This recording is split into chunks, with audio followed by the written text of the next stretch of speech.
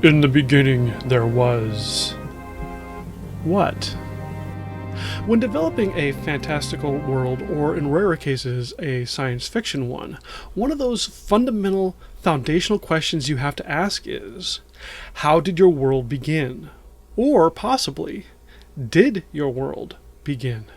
The ramifications of your world's beginning, or non-beginning, will be felt throughout its cosmology, its history, its cultures, geology, geography, so on and so forth. Indeed, it will even impact what lies beyond your world's present day. Therefore, in this video, we will dive into what that beginning might be, what your answers will tell you about your world, and how all of the questions on this subject fit into your overall world design. Hi, my name is Jonathan Oldenburg. I am the author of Tears from Iron, a novel set in the fantastical world called Is Fallenness. I first began designing Is Fallenness about 25 years ago and have been endeavoring to make it as rich and compelling as possible ever since. Indeed, the very first element of world building I ever undertook was to establish its cosmogony, its in the beginning. That being said, there's a lot of chicken or the egg in world building, and you could begin your process from any number of points. Given the close interrelationship of cosmogony and religion, not to mention what races happen to inhabit your world, I bandied back and forth about which topic to start with first. Ultimately, I settled here, but you'll see a great deal of crossover between these topics. As we get started, I wanted to make sure you know that this is the second of a two-part discussion on world beginnings. In the previous video, I discussed the precursor question to all of the topics that we're going to cover today. That question is, who has perfect knowledge of your world's creation? It is a critical question to consider as you begin your world's development, with ramifications far beyond creation stretching to cultures, religions, history, and so on. If you haven't watched that video yet, I encourage you to check it out first and then come back here. I've got it linked at the end of the video as an end card. It's in the description below, and also you can find it right here, so check it out. So let's begin by defining the key term to this concept. I've mentioned it a couple times already, both in this video and in the previous one. That is the single word that captures this topic in its entirety: cosmogony. Various dictionaries define it as a theory of the origin of the universe, the creation or origin of the world or universe, a doctrine or myth about the origin of the universe, and the study of the origin and development of the universe. For our purposes, we'll be focusing mostly on world as opposed to universe, but depending upon your project, both could easily come into it. We'll also be covering what might be called the theory, myth, or absolute truth of that origin. Okay, with our terms established, let's get into it. Once you've got the perfect knowledge question resolved, as we discussed in the previous video, it is time to put on your creative shoes and consider the nature of creation by answering a handful of questions. The first of these is, why does your world exist? In looking at our own world's religions, superstitions, myths, and so on, it is challenging to break this down into just a handful of simple categories. Nevertheless, I shall do my best. I can think of 4 basic reasons why a world might be created. These have different flavors, variations, and combinations. First, we have intentional creation. This would be comparable to many of the religions in our world, including Christianity, Judaism, Islam, and Zoroastrianism. Generally, this involves a single god, though there could be a pantheon, who creates the world because he wants to, from a desire for a relationship, out of a manifestation of good, so on and so forth. Second, we have emergent creation. This includes the beliefs of many ancient pagan peoples, such as the Norse, the Greeks, the Romans, many of the peoples of the Fertile Crescent. I confess I'm fairly versed on Western civilization and less with the rest of the world, but I imagine there are some beliefs in other parts of the world that mirror this as well.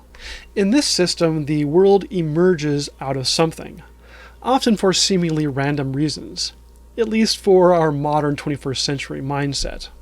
In Greco-Roman belief, the cosmos and first deities emerged from chaos. In ancient Babylon, Marduk killed Tiamat and created the world out of her body. Similarly, in Norse belief, Odin and his brothers killed the giant Ymir and created the world from him. Third, we have what might be called iterative creation. This is a sequence of ages involving different deities, powers, or dominant species, each being usurped by the ones who come after.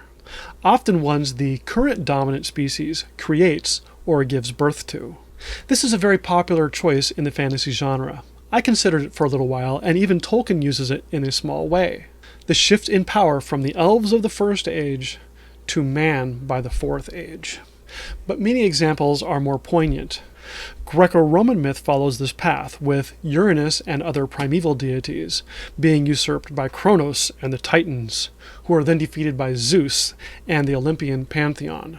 Popular versions in fantasy may involve a world that is first ruled by dragons, and then by elves, and then by humans. Fourth, we remove all otherworldly and spiritual elements and make the creation of the world one of evolution and random chance. This is the atheist version of fantasy world building. This one also perhaps has the greatest implications because the fantasy genre generally has supernatural or spiritual elements that interact in the physical world. Angels, demons, magic, miracles, immortal fae, unaging elves, and so on. If you decide that your world is absolutely physical, with no spiritual elements at all, then you either deny yourself the possibility of all of these elements, or you must find a scientific reason for them to exist. A perfect example of this would be the introduction of midichlorians to Star Wars, which, frankly, denuded the force of all its fascination. One of the greatest powers of the fantasy genre is its wonderment. Destroy the wonder, and you may destroy your world. I'm not saying it's impossible, but you do need to tread carefully if you make this choice. There is a fifth possible reason for a creation that I'm going to treat more like an addendum, because quite frankly, it could be combined with any of the four we've already talked about, or stand on its own.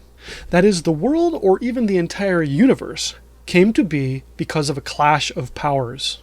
It is the outcome of celestial warfare, a battle between the gods, between good and evil, between chaos and order, or between other opposite forces, that ultimately ends up creating the world either as an accident, a byproduct, or an unexpected result.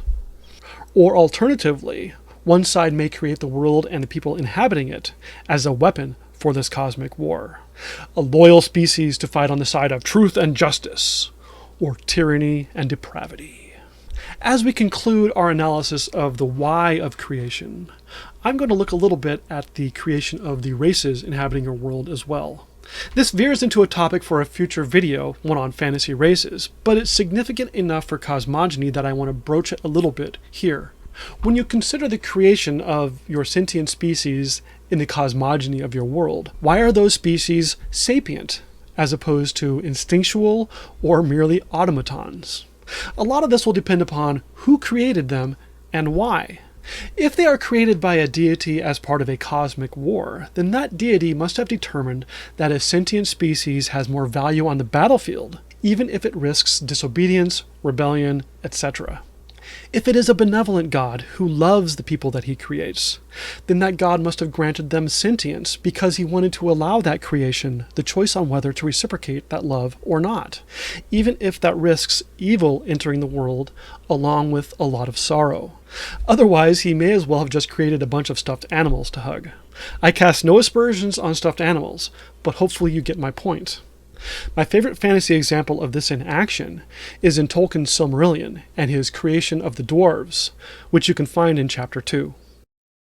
Okay, so with the why addressed, it is now time to turn to the how. Now, to some degree, this may be dictated by the why choices you've already made, especially, for example, in our cosmic struggle example. It will also be heavily dictated by how powerful the creative forces of your world happen to be. Is the deity, or perhaps deities, powerful enough to create your world with a snap of the fingers? Or does it take great mental, physical, spiritual, or magical effort? Tolkien's Iluvatar is a powerful analog to the Christian God, who cannot be overcome and can turn all evil to good. The bickering and sometimes feeble deities of Forgotten Realms, for example, are on, or at least somewhere near, the opposite end of the spectrum, seeing as a mortal man may usurp one of them. I'm not going to delve any more into the power and nature of the god or gods of your world. That's more of a topic for another big video on religion, but it needs to be considered on at least this level for cosmogony. That's why I thought about doing that video first. So how did your beginning begin? The first choice is for an instantaneous creation, or nearly so. The snap of the fingers, and life. Or God created the world in 6 days and rested on the seventh. Instantaneous or very quick creation usually occurs in a monotheistic world with a God who is omniscient, omnipotent, and omnipresent. That being said, it doesn't have to be that way in a celestial struggle, for example, between a god of light and a god of darkness. There could be an epic battle in which a cosmic blade is shattered, and the fragments of that blade form a solar system. Such a symbolic creation may be a stretch for most modern fantasy, but that being said, it doesn't stretch very far from the creation myths of the Norse or the Babylonians. Depending upon this style of your world building, it may be entirely plausible. The second option is for a mythological creation that isn't quite so fast. This may be a good choice for a pantheon of cooperative or combative deities who are powerful but not omnipotent. Apollo sets the sun in the heavens, Zeus shapes the sky, Demeter the lands, Poseidon the seas, while Hera and Aphrodite create the inhabitants of the world. Yeah, this may be a stretch from the actual Greek mythology, but hopefully you get my point. Since they each have their own roles, this doesn't necessarily happen at the snap of the fingers. One may have to wait for another to finish before starting their portion of the project, while rivalry between the deities may result in unexpected outcomes. The third option is for creation at a crawl. This is Darwin's theory of evolution in practice, either under the careful guidance of an intelligent designer or as random chance in a godless universe. If you follow this route, odds are you are creating an extremely long time horizon, which means it's unlikely that any of the inhabitants of your world have perfect knowledge of its creation. I say unlikely, but not impossible. The fourth option takes us back to the why, with an iterative creation that starts with, for example, primeval gods overcome by dragons, defeated by elves, who are finally supplanted by humans, where each stage shapes what came before to new purposes. Often in this circumstance, each iteration is not only different, but weaker. For example, the primordial gods shaped the world, carving vast mountains and chasms of magma, snowbound wastelands, and stormy seas. The dragons can't do as much, but maybe they smooth the mountains, calm the seas, and provide order amidst the chaos of the elements. They are overcome by the elves, who can do even less, perhaps introducing civilizing elements such as farms, pastures, domesticated animals, and so on. Then they are defeated by humans who introduce technology, metallurgy, gunpowder, etc., but at the cost of losing magic. But here's an interesting thing to consider. Looking at the options I have addressed above, you aren't bound by a single choice. You can combine more than one, or even all of them. As an example, I chose 3 of the 4 for is fallenness. At the apex is a single omnipotent god called His Highest Above. He pushed back the bounds of the void and created an untempered world, along with 2 pantheons of lower deities and 100,000 souls that would become the peoples of the world. One lower pantheon called the Atini shaped the mountains and the valleys, the oceans, the winds, the rivers, and placed the sun in the heavens, a variety of tasks that were not instantaneous. The other pantheon, called the Kirlini, took on a variety of tasks, including shaping the bodies for the 4 races of the world, in which the souls that His Highest Above created were placed. But I also incorporated the third crawling option a little bit too. The world of His Fallenness is also bound by basic cosmological laws. It has a fiery center, and plate tectonics upon which the continents drift. So over time, new continents emerge, and others vanish. Alright, the next question we've danced around a little bit already, but it really does deserve a section of its own. What did the world come from? There are probably 4 choices here, though you may think of another. First, it could come from nothing. The snap of the fingers, and nothing becomes something. Second, it can emerge or be shaped by something else. It could be divided from chaos, or emerge from a primordial sea, or, as in the Norse myth, be shaped from the body of the dead giant Ymir. Third, as we've already discussed, it may be created by accident. This could be random chance or as the result of some other event, such as the shattered blade in our cosmic war example. A fourth possible answer is one I alluded to earlier. That is that the world itself could be cyclical rather than linear. This is the belief of Hinduism as well as that of the ancient Greeks, along with the example I used earlier of Robert Jordan's Wheel of Time. Under such a system, there could be 1. A beginning to the cycles, 2. No beginning to the cycles, or 3. Have such a long past lost to memory that no one really knows if there was a beginning or not. In the latter two options, the creation, as it were, becomes irrelevant, with the focus shifting instead to those cycles. Such cycles could be world-sweeping, such as Jordan's 7 Ages, where the previous one is legend, the one 2 times ago is myth, and all the rest are lost to history and memory. It could be more subtle, perhaps mirroring some of those social theories that posit a cycle of societies that begin by emerging, growing in strength and power, becoming preeminent, and then decadent, before finally collapsing. Or it could be almost unnoticeable, focusing instead on the individual inhabitants and their cycles of reincarnation. I confess I am not an expert on the philosophy of cyclical reality, but hopefully you get the idea. The idea of a cyclical world potentially having its cosmogony, its creation, lost to the sands of time, raises another important question. Is a cosmogony even necessary for your world? The short answer is no. No, you do not need to have a cosmogony. But failure to address it will result in an underlying weakness to your project. Now, to be clear, I do not think that option 3, where you say, I do not have perfect knowledge of my world's cosmogony and neither does anyone living in it, equates to a failure to answer the cosmogony question. With such an answer, the various societies of your world will naturally develop their own beliefs about how everything started.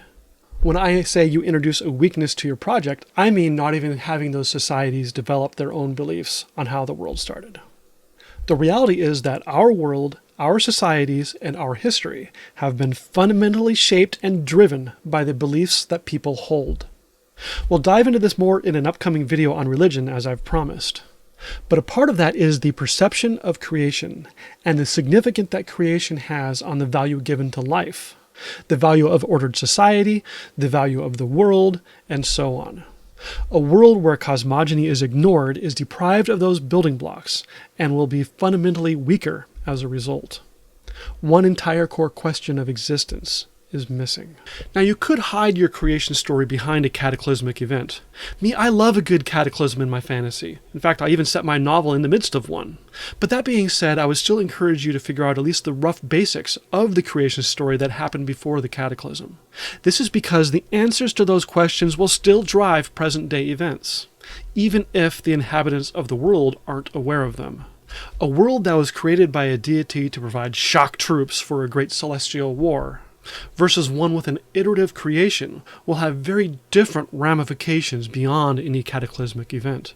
In the former, the tie to that original motivation for the creation probably isn't severed, and may even be baked into the DNA, if you will, of the races. In the latter, on the other hand, the cataclysm probably represents one of the stages of that iterative creation. Now, to be clear, you don't have to flesh out your whole cosmogony before addressing other aspects of your world. Indeed, as you work through other aspects of your world building, you may come across answers that further refine your understanding of your creation story. As with everything else in world building, this comes down to judgment and determining how much time you want to spend on your cosmogony, both now and in the days, months, and years to come.